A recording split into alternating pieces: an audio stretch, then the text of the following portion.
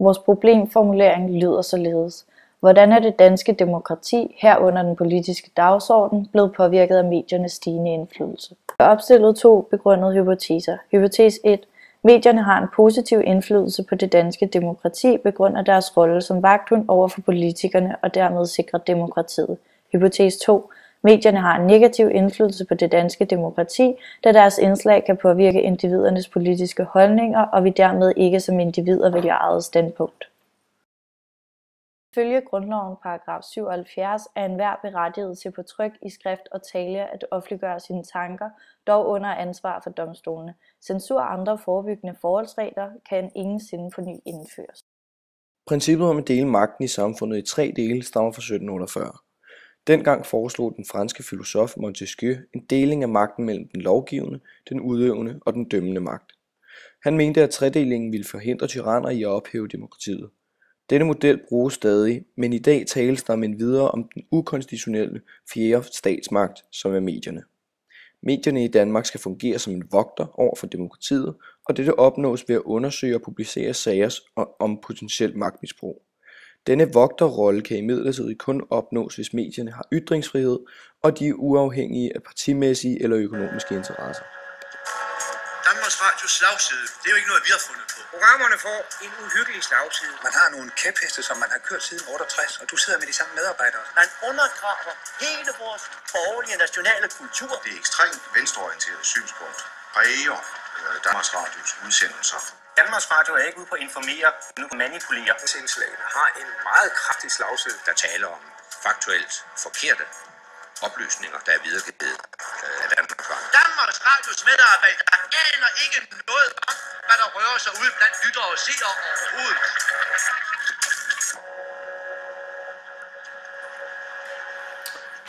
Klippet vi lige har set er fra DR2's Jagten på de røde time, det der og politisk farvede der går vi i gang med at forklare om Danmarks Radio.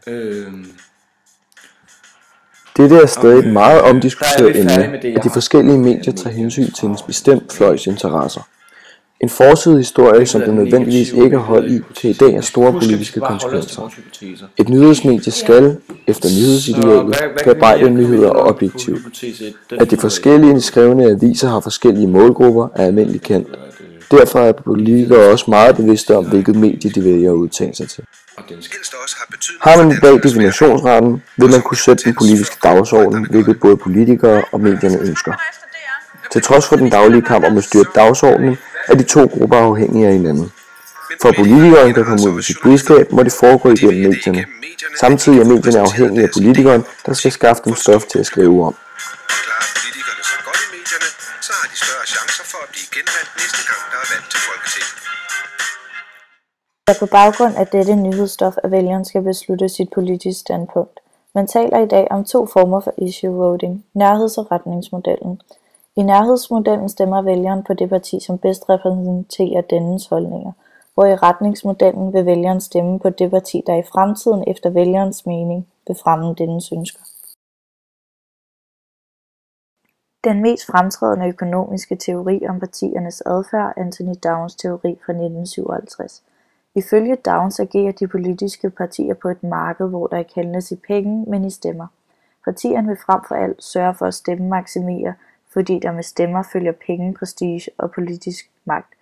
Teorien forudsætter, at befolkningens holdninger fordeler sig på et konflikt- og holdningsdimension, måske den klassiske venstre-højre akse, og har et toppunkt, det vil sige fordelt på hele spektret, men klumper sig sammen et sted, f.eks. på midten. Partierne på de 2 fløje vil forsøge dermed at lægge sig så tæt på som muligt på medianvælgeren, fordi de så vil få alle stemmer fra den fløj, de hører til på, og til og med medianvælgeren. Man kalder derfor også denne teori medianvælgerteorien. Partiers standpunkt skifter også.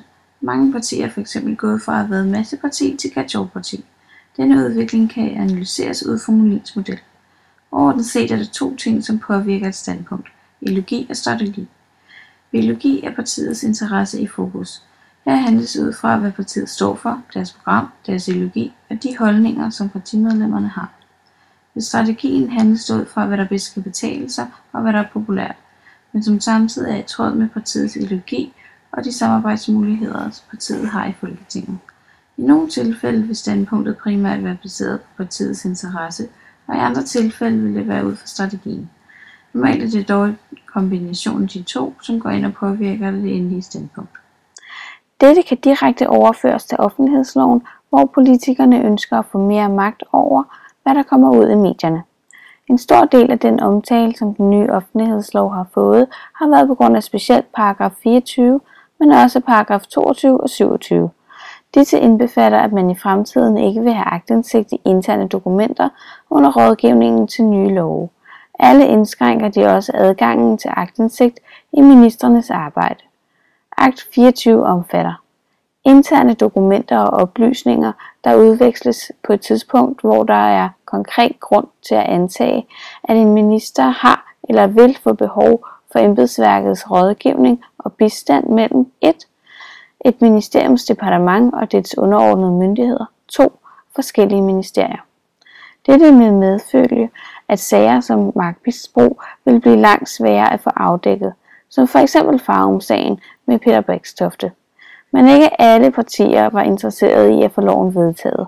Partierne, som var for loven, er de, som historisk set har siddet på magten, som Simon Emil Ammitzbøll kommenterer i et interview på DR2. Der foregår konkurrence partierne imellem hele tiden, og offentlighedsloven er et glimrende eksempel på, hvordan et konkurrencedemokrati fungerer. De store partier har gennem denne lov sikret sig, at det politiske arbejde og dets processer forbliver inden for en lukket gruppe af elitefolk. Kampen om stemmerne kan nu mere foregå på deres præmisser.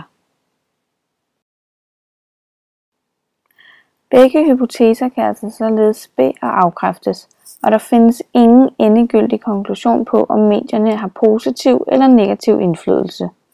Uden ucensureret presse vil det være umuligt at vide, om politikerne fortæller os det rigtige eller den rene løgn. Om der bliver brugt af statens midler til politikernes eget private forbrug, eller på nogen anden måde foregår lovovertrædelser og magtmisbrug. Derfor er mediernes rolle som magthund med til at sikre og bevare demokratiet. Ved at farve og indirekte styre befolkningen i en retning af en politisk holdning eller standpunkt fra mediernes side må give anledning til refleksion. Ved for eksempel at blæse enkle sager op og næsten kun give plads til disse, sikrer medierne sig, hvilke nyheder vi skal blive bekendt med, og alle andre bliver overflødige. Men hvis pressen fortsætter denne udvikling, som den hidtil har gjort, hvilken påvirkning vil det så have på det danske demokratis videre udformning?